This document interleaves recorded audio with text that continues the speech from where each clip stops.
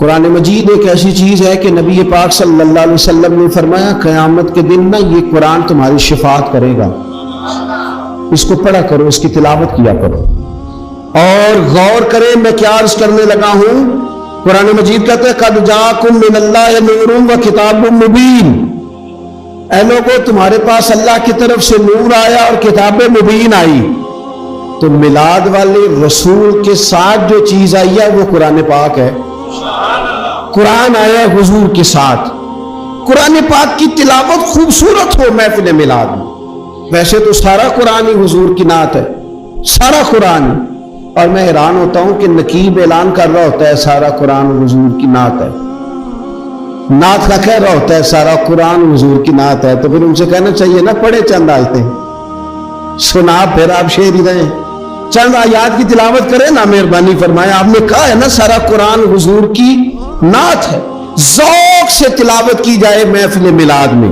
سارا قرآن حضور کی نعت ہے، پر جن میں ذرا خاص وضاحت کے ساتھ حضور کا علم شریف ہے، فضائل ہیں، خصائل ہیں، شانیں، جن آیات میں چہرہ والضحیٰ کا ذکر ہے، زلف باللیل کا ذکر ہے، سینہ علم نشرح کا ذکر ہے، حضور علیہ السلام کی نظر مازاق کا ذکر ہے، جس میں رسول پاک کے علم مبارک کا ذکر ہے، جس میں حضور کی رحمت کے تذکرے ہیں، یہ آیات تلاوت کی جائیں اور اچھا قاری تلاوت کرے اور پھر تلاوت کر کے ان کا ترجمہ بالکل سادہ ترجمہ ہی قوم تک پہنچا دیا جائے، تو محفل میلاد میں یہ خوبصورت خدمت ہوگی۔ یہ میلاد شریف کرانے والے ایک اچھی بات لوگوں تک پہنچائیں گے، اچھے انداز میں قرآن پاک کی تلاوت کر کے، اور یہ بات یاد رکھ لے، اپنے دل کی تختی پہ لکھ لے، اللہ کے پیارے رسول صلی اللہ علیہ وسلم نے فرمایا اس قرآن کے ذریعے اللہ قوموں کو عزت عطا فرمائے گا۔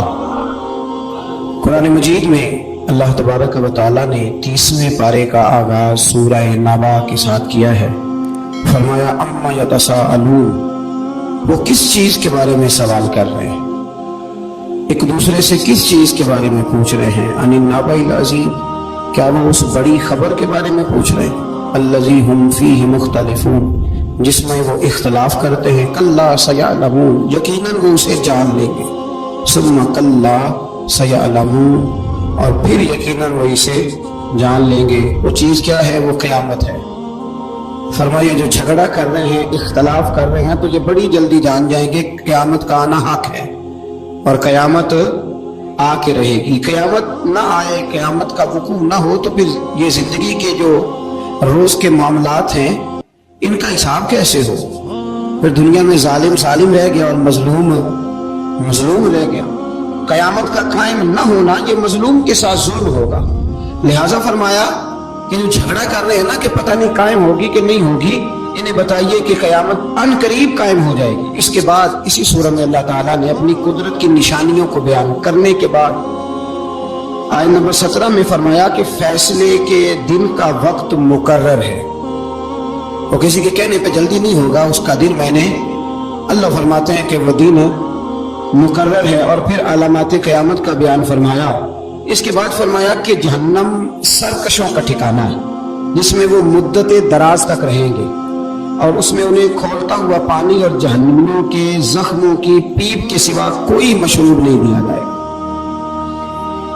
اس سے آگے پھر سورۃ النازعات شروع ہوتی ہے۔ سورہ نازعات، اس صورت میں یہ بتایا کہ موت کے فرشتے، چونکہ 30ویں پارے کی نا صورتیں بڑی مختصر ترین صورتیں ہیں، اپنے الفاظ کے لحاظ سے اور اپنے حروف کے لحاظ سے مختصر ترین صورتیں ہیں، تو اس سورہ مبارکہ میں یہ بتایا کہ موت کے فرشتے جہنمیوں کی روح نہایت سختی سے نکالتے ہیں، اور اہل ایمان کی روح کو نہایت نرمی کے ساتھ، اور فرمائے اس کے بعد فرشتوں کا ذکر ہے کہ جنہیں کارخانہ قدرت کے معاملات کی تدبیریں تفویض کی جاتی ہیں۔ اس کے بعد پھر قیامت کا اللہ کریم نے ذکر فرمایا ہے۔ اس سے آگے سورہ عبسہ ہے، عبسہ وتولی ان جاءہ الاعمی۔ ہوا یہ کہ نبی کریم علیہ السلام کچھ لوگوں کے ساتھ بات چیت کر رہے تھے، تو ایک نابینا صحابی آ گیا اور وہ بار بار بات میں مداخلت کرتے تھے، تو حضور علیہ السلام نے ان پر جلال فرمایا۔ اللہ کریم نے محبوب کریم سے کہا کہ محبوب آپ کو اس پہ جلال نہیں کرنا چاہیے، وہ غریب تو آپ کی زیارت کرنے آیا تھا، وہ تو دیدار کرنے آیا تھا، اللہ تو اپنے محبوب کو کہہ سکتا ہے نا یہ بات۔ لیکن امتی اٹھ کے اس بات کا ذکر کرے تو یہ ذرا مناسب نہیں ہے، یہ ذرا مناسب۔ علامہ اسماعیل حقی نے تفسیر روح البیان کے اندر لکھا ہے کہ حضرت عمر فاروق کے زمانے میں ایک امام ہر رکعت میں سورہ عباسہ پڑھتا تھا، ہر روز نماز فجر میں ایک رکعت میں کم از کم وہ سورہ عباسہ پڑھتا۔ تو حضرت عمر کو کسی نے بتلایا تو آپ نے اس کو کہا تجھے اور قرآن مجید نہیں آتا؟ لگا آتا ہے۔ فرمایا پھر یہ کیوں پڑھتے ہو؟ کہنے لگا بس جی میرا دل کرتا ہے۔ تو جناب عمر نے تلوار لے کے اس کی گردن اڑا دی۔ بندہ کون تھا؟